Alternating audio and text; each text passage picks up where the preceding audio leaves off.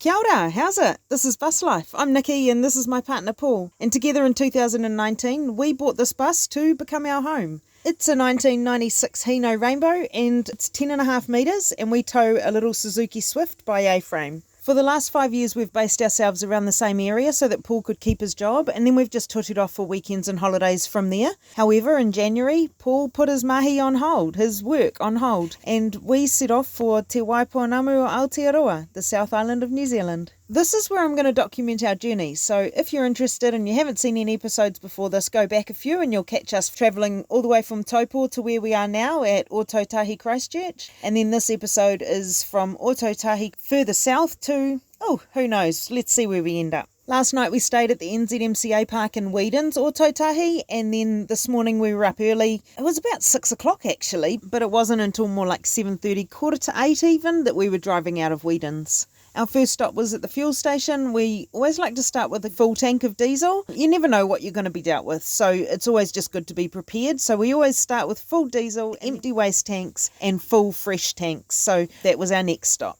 And then we hit the road. It was a beautiful drive, actually. Lots of long straights. And check out this bridge, man. This went on and on. Actually, I recorded it from start to finish, and it was just short of 2 minutes it took to go along the whole bridge. So how long is that, man? That's massive. Have you been on it before, or do you know about it? And gosh, can only imagine it in winter when the rivers are full.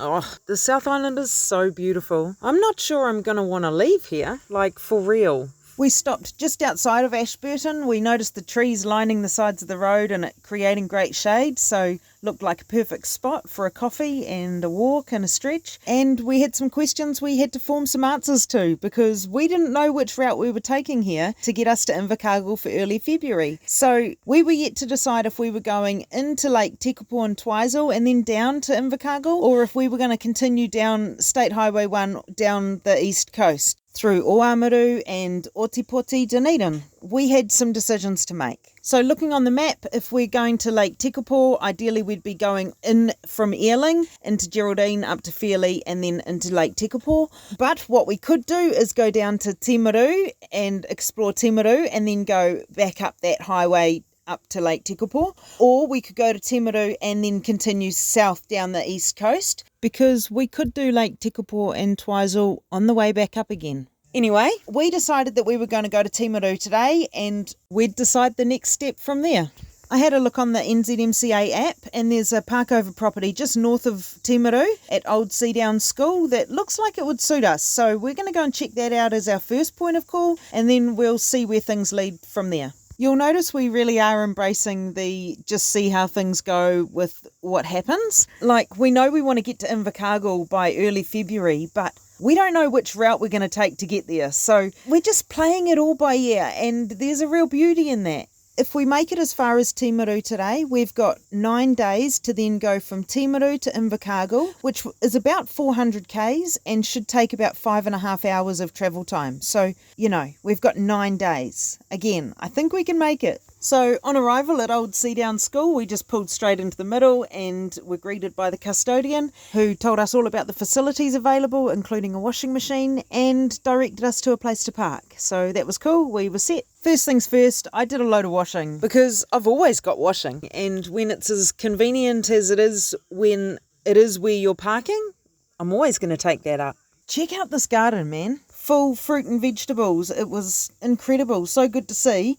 Anyway, so we did some washing and then we went for a little nosy in town and went to the supermarket. We had a wander through the rose gardens and they were in full bloom, so it was very pretty and smelt delicious. And we might have stumbled upon the Sanford fish market. We got 3 gurnard fillets for $12.50. Like, what? So it was home to cook that for dinner and then we called it a day. Tuesday morning in Timaru, we decided we were going to go out to Tuhawaiki, Jack's Point, and go and have a look at the lighthouse. But we did have to stop on the way because look at this most magnificent field of sunflowers. Te noa Aotearoa on a whole nother level. Like, this was beautiful like you've never seen. Check it out. So I decided we were going to walk out to the lighthouse because it didn't actually look that far, but what you couldn't see was the big drop down of the hill and then the up the other side hill a couple of times before you actually made it to the lighthouse.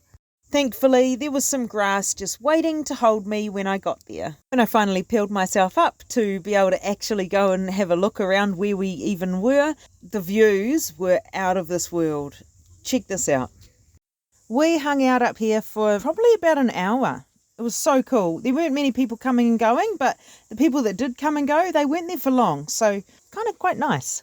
After our big mission walk, we went back to our bus and just hung out for a bit before we went out later on in the afternoon, and we went and found a river because this girl, she needed a swim. Pure soul food, this stuff, and this was my very first South Island river swim. Stunning. This stunning secluded spot was literally minutes from where we were parked, and if there's one thing about me, it's that I love a river or lake swim, so absolutely I was getting in that water. That evening we decided on our next plan, so we decided we were going to go down the east coast, down through Oamaru and Ōtepoti, Dunedin. So the next morning, Wednesday morning, we were up early as we do and hitting the road, heading south. We'd seen on the NZMCA app that at Oamaru there were the A&P showgrounds, and these are typically a really good option for parking, lots of space and usually pretty cheap. So that was where we were heading to. Another $150 of diesel, some 85 k's, an hour or so of travel, 7 or 8 bridges, a whole lot of straights, and we ended up in Oamaru. We went for a little nosy in the car that afternoon, but that was about it, and then we just had a pretty quiet evening. Thursday morning in Oamaru, we had a bacon, egg, avo lettuce, Kewpie pesto burger brekkie. We did some washing, changed the sheets this time, and then we headed backwards a little bit north to Riverstone Castle. But unfortunately, we didn't get to go through the castle because they hadn't started their tours again for the year. We were still in like the holiday season, and so they weren't running tours, so that was a bit stink. But alas, we still spent quite a bit of time there wandering through their beautiful veggie garden, which we only can assume that it feeds their stunning restaurant, which we didn't eat at, but we grabbed a coffee, beautiful vibes, nice setting, it was really cool. And they had some really cool gift shops to look through, like 3 or 4 of them. So that was cool, that kept us busy, moseying around, and it was actually here where we discovered Icicle candles. So we bought one, of course, had to, fell in love with them, so good. It wasn't until we were driving away that I started thinking maybe one of these Icicle candles wasn't enough, and I was so devo that I had chosen to only buy one. Anyway, that afternoon we went into Oamaru and had a look at Steampunk Central, which was so cool, man, so creative and just such a vibe. This town is so historic and beautiful. And then chuck in this element of steampunk and it's just next level, man. We got ourselves a real fruit ice cream and then we went for a wander along the beach and through Steampunk Central. Okay, so Friday morning when we woke up, we decided we were going to hit the road again and kind of go as far as maybe Ōtepoti, Dunedin. We weren't quite sure. We knew we were going to stop off at Moerake at the boulders and have a look at that. And there's a place we can park there if we like the look of it. So yeah, that's first stop and we'll see what comes of that. As we arrived into Moerake and headed down towards the cafe where you can access down to the beach to see the boulders, you could see there's just mass amounts of salt spray coming up. So we kind of decided then and there that no, we weren't going to stay there. We're not really keen on being parked surrounding in salt spray. So that wasn't our jam. So we just popped down, had a look, had a kai at the cafe, and then we kept going en route. Before we jumped back in the bus, we had a look at where we could potentially stop around Ōtepoti, Dunedin, and what sort of options we had. And we quite liked the look of the A&P showgrounds out at Mosgiel, so that's where we were heading. These days were getting really hot, and when we arrived at Mosgiel, it was a beautiful, big, open, spacious A&P showgrounds, but there were no trees. So we jumped on the app to see where else we could go, and there kind of wasn't really anything that tickled our fancy. So we decided to stay here, have a look around, and then we'd probably just go the next day. Now, not far from Mosgiel is Brighton Beach, so we went for a nosy out there, and far out, man, stunning, absolutely stunning. So we went for a little walk along the beach and had a paddle in the water and just had a look in all the little rock pools and stuff. We had veggie fritters for lunch and then we had steak and corn on a cob for tea. The next day was a Saturday and oh my God, it was stinking, scorching hot. 31 degrees, there was no shade where we were, and we decided we were just going to go and spend the whole day in the water. So that was us. We went back to Brighton Beach and It was beautiful. Pure soul food. That night, it was actually the Superstock Teams Champs, and so we bought the live stream for that. So that was us for the afternoon. We were heading back to the bus to go and watch the Superstocks. Sunday morning, we woke up and decided we'd had enough of this heat. We were off, so that was us. We fully skipped Otepoti, Dunedin.